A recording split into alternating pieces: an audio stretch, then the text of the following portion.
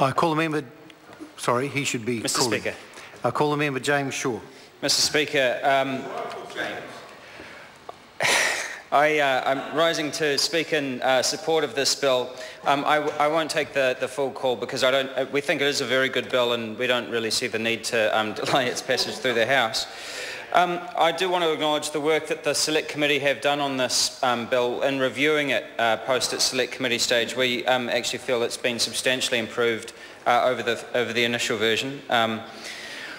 I do think it's important to recognise that New Zealand is a very small market. I spent most of my career living in London and where the New Zealand economy would sort of fit into one of the London boroughs. And just to note that in a large market, you know, the competition and just the variety of players out there will tend to mitigate against cartel-like behaviour. And moving back to New Zealand a few years ago, noticing how in pretty much most market segments there were at most half a dozen players, and also just noticing that, you know, New Zealand prices for a number of reasons, but the small number of players being that New Zealand consumers pay considerably higher than our international, you know, people in other markets.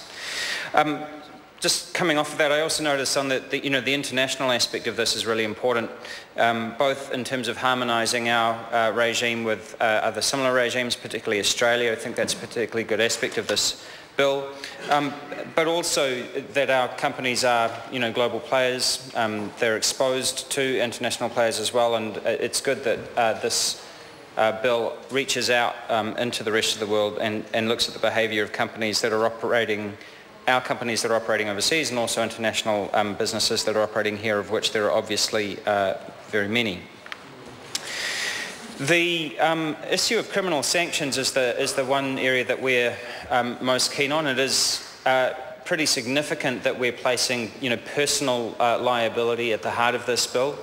It is very easy in most of our regulatory regimes in corporate law where we, you know, a company can be fined or a company can be held liable, that doesn't necessarily deter bad behaviour on behalf of either the directors or management.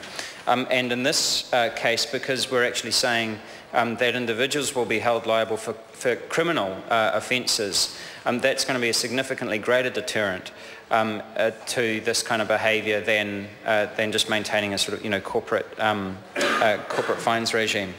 So for those reasons, we like this bill. We're very happy with the work that's been done on it and happy to commend it to the House.